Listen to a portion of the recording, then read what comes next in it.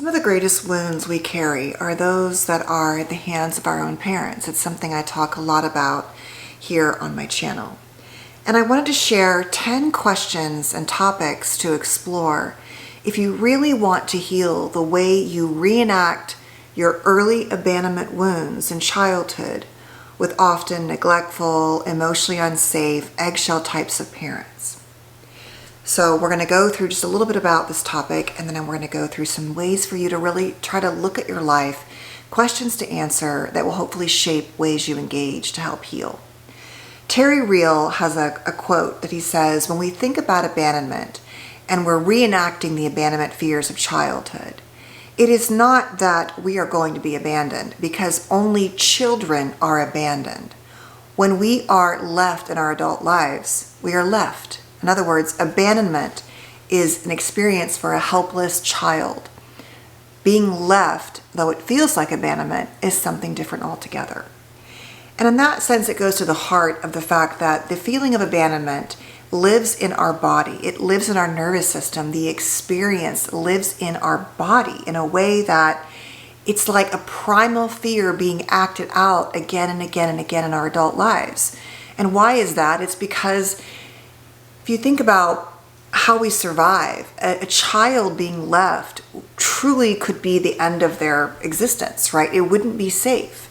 The idea of being left, even if we spend all of our time pushing others away in isolation, it's a way to avoid that terrible feeling inside of what would life look and feel like if I were on my own.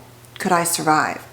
And it's a way to self-protect by suppressing and stuffing all of those feelings that we have, especially if we experienced emotional abandonment, physical abandonment, psychological abandonment by our caregivers. And even more so in one of those early years where there isn't even a language for understanding why is my parent not here for me? Why did they leave me? Whatever that is. Why do they not seem to care about my feelings?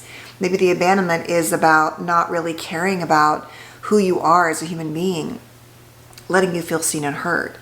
And so if we think about abandonment living in the body, it really is about a lack of safety and an inability to obtain or receive co-regulation.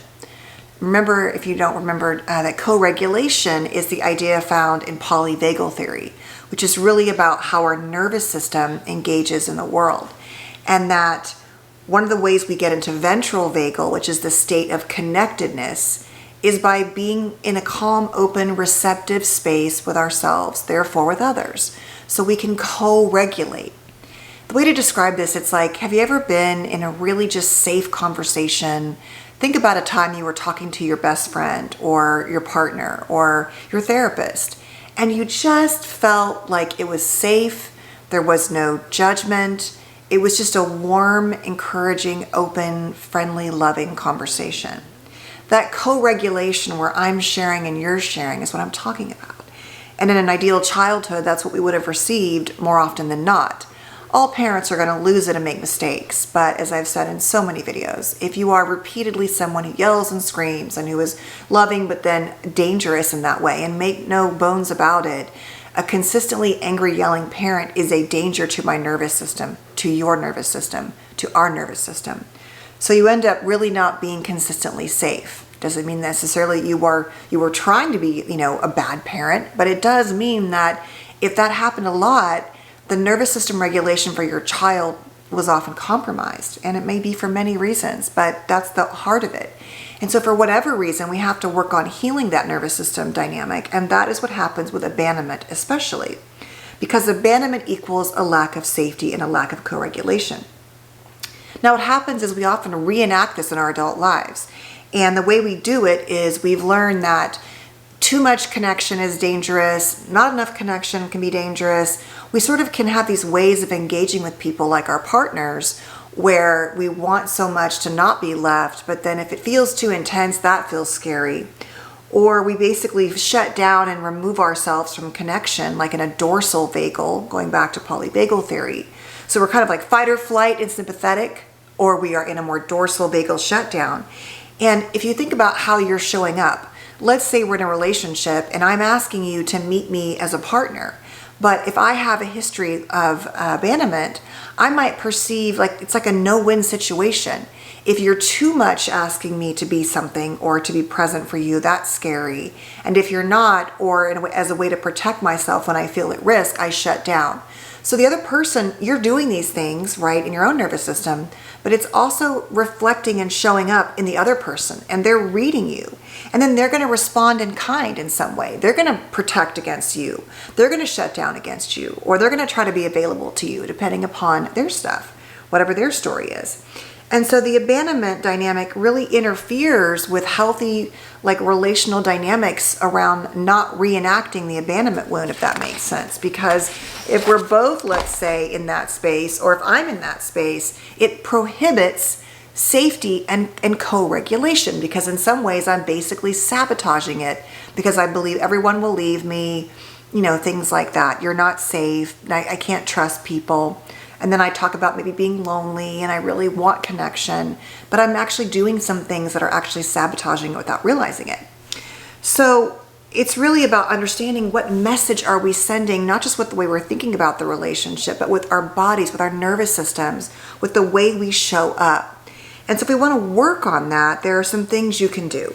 Number one, you want to think about how to more often create a ventral vagal connected open space of emotions and communication with your partner, your friends, whatever it is. Look at how you're showing up. Do you have a kind of frenetic fight or flight energy? Is it a very, get away from me kind of energy? And try to work on ways to be more connected. And you can Google ventral vagal, ways to, manage your nervous system. But the idea is to intentionally show up in your relationships if you want to heal this abandonment wound with an intention to be safe, to create safety, to co-create safety. Number two, Terry Real talks about this concept or this technique called remembering abundance.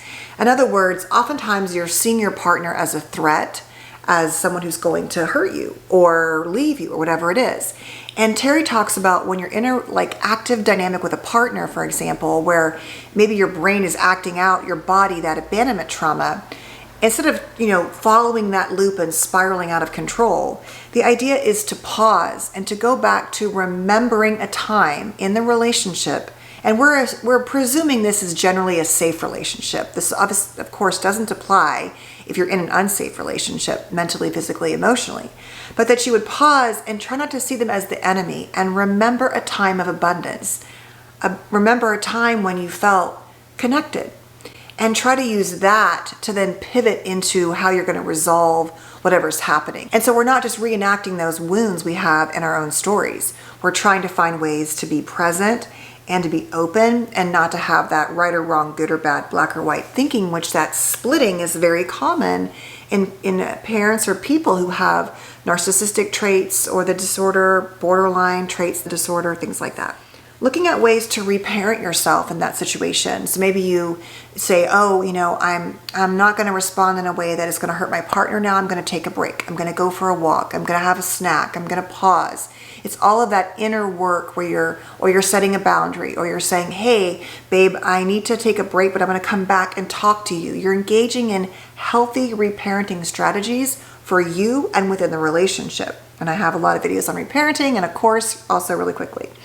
If you want to check that out. The next thing is to acknowledge that shame is really driving this fear of abandonment. That the idea of being left is a shameful, often humiliating place. That part of ourselves that longed for more and internalized that we didn't get more because there was something wrong with us. That is the heart, I believe, of so much of our wounding, especially in certain childhoods, is that it's that we are bad, we are unworthy, we are unlovable, and that is the shame. So you want to do shame work on trying to set up healthier ways to love on yourself and love your life, to have grace and compassion and self-love and forgiveness when you're in a state of shame, to recognize shame spirals, what triggers shame spirals. A lot of that work is very much found in trauma therapies, but you can, look for that work as well.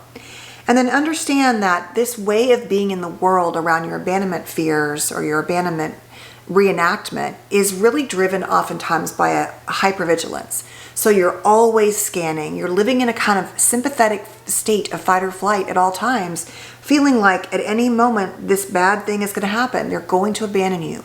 And that is living in your relationship, in your mind, and it is living in your nervous system. And so you have to do things to be mindfully aware and to stop that process. It's almost like you just always believe you're treading water. There's never a place where you swim to the other side and you're safe. So here are 10 ways you can address that. And what we're really talking about here is your self-abandonment, because you've transferred the abandonment of childhood and the fears and the wounds of that, and it kind of manifests in how you abandon self in your own life, how you lose connection to self, how you don't let others in, how you may be, in that state of sympathetic or that shutdown state, and how all of that affects healing and connection. So the first question is to ask yourself, how am I showing up? What does my nervous system look like, especially when I feel triggered around abandonment in my relationships? Is that a sympathetic fight or flight? Am I looking for kind of, getting into it? Am I just completely isolating them or myself or stonewalling? What is happening in my body? Number 2, what can I do to actually increase ventral vagal connection? So when I'm feeling triggered and my abandonment stuff is kind of kicking up, as opposed to going into those defensive strategies, I might pause, I might go to my partner, I might try to have face-to-face, eye-to-eye contact, and really try to get into a space of saying, hey, right now I really just want to run for the hills. Or right now I'm feeling triggered and I just want to go off on you. But I know that this is actually more about me than you, and yet I want to talk to you about it. Can we sit and connect about this? And ideally you lean in, right? You create a safe space to talk about co-creating safety in your relationship, which therefore becomes often co-regulation. Number 3, you develop a plan for abundance. So you try to be more mindful of, it's kind of like the glimmers concept in polyvagal theory, those moments of connection. Try to pay attention to when you do feel that abundance with your partner. When does it feel good? And then try to hold on to those and remember those, not just the negative stuff when you get triggered. Number 4, asking yourself right now, what does my inner child need? Sometimes we're so used to neglecting that and living out of that panicked, fear and shame state that we don't even know what we need. Do I need words of affirmation? Do I need my partner to sort of hear me and validate me? Do I need to validate myself and honor what I'm feeling and not shame myself? Do I need to take a nap? Do I need my basic, self-care needs met right now? What do I need? Do I need to give myself a little extra love today by getting, going to take a nap or a walk or in the outside blue-green environment or get a pedicure or whatever it is? See a friend, get a coffee, get a treat. The next thing is, where am I people pleasing? Now, thinking about all of this is that so often our responses of hypervigilance force us to be compulsive caretakers and to rotate around others, because that's how we didn't get abandoned by whoever was left. We thought that we wouldn't be abandoned. So we just keep always focusing on others, on pleasing, and we think that's going to prohibit us from being abandoned. And yet sometimes it actually does, because we're taking ourselves out of the equation and eventually we're not even in the relationship anymore. And then it ends and we're like, oh, see, I knew it, but there's a part we're playing. So where are you doing that? Number 6, how does my hypervigilance show up? So how does your fight or flight, your panic, your worry, your stress about a relationship, your fears of abandonment loss, how is that showing up, and what can you do to slow that down and to kind of get out of that state? What feelings do I suppress when I'm in pain? And so it's like, what is happening when I'm feeling like you're going to leave me, or that no one cares about me, or you're just going to judge me? What am I really feeling? A lot of the time we've really neglected and repressed and suppressed everything we feel. And we need to do some emotions work on identifying emotions and sharing feelings and communicating. Number 8, what is my inner critic and outer critic doing that sabotages this connection, this co-regulation, and makes it more likely to kind of like light the fire beneath the abandonment trauma? What is happening? Am I being too harsh on myself? Am I being too harsh on my partner? Is it both? And how can I work on softening and having more compassion for both of us in those situations? and trying to look at that oftentimes the critic part is so afraid of being hurt that it thinks it's protecting us, but it's actually hurting us because we're never enough and neither is the person we're with or persons. Number 9, you want to develop some kind of a gut practice, a mindfulness, a way to learn to shape and listen to the intuition and the instincts you have inside. So mindfulness, I like guided meditations. I think the think about nothing meditations, that's not what it's called, I know, but I find those to be really hard. And so it's a gratitude practice. It's a visualization. It's a safe place imagery exercise. I'm going to post a new one very soon. It's a way to kind of just be present with ourselves. What is going on? To learn to cultivate a more internal sense of trust that's not just reactive to everyone is going to leave me and therefore that is how I'll make all my decisions. And lastly, where am I neglecting myself? Where am I abandoning myself? Is it in my food? Is it in my sleep? Is it in my exercise? Is it in my relationships? What is happening that I am really abandoning myself in a way that reinforces that I don't matter and that I need to pause? And that does connect to reparenting work, but to go back in, and I always say it's not just about thinking about, oh, I need to do something for myself or doing it. It's about setting up your life in a way that says, I am a meaningful human being and my life and my needs, my love, whatever it is, it all matters. And all of that, when you can get more clear, it can really reduce the triggers for those abandonment fears and build up a sense of self inside, and also give you more tools to manage when that kind of stuff, kind of kicks up the dust and makes your life feel really painful. And I think this is a common thing when we have difficult childhoods. At the end of the day, no matter what day of the week it is, we're always believing that deep inside, people will leave us, people will hurt us, and we will never truly have a safe connection. But we don't realize that we are at least 50% of creating that connection in our adult lives with other people. So thanks for being here. Please stay safe and well, and I'll see you soon.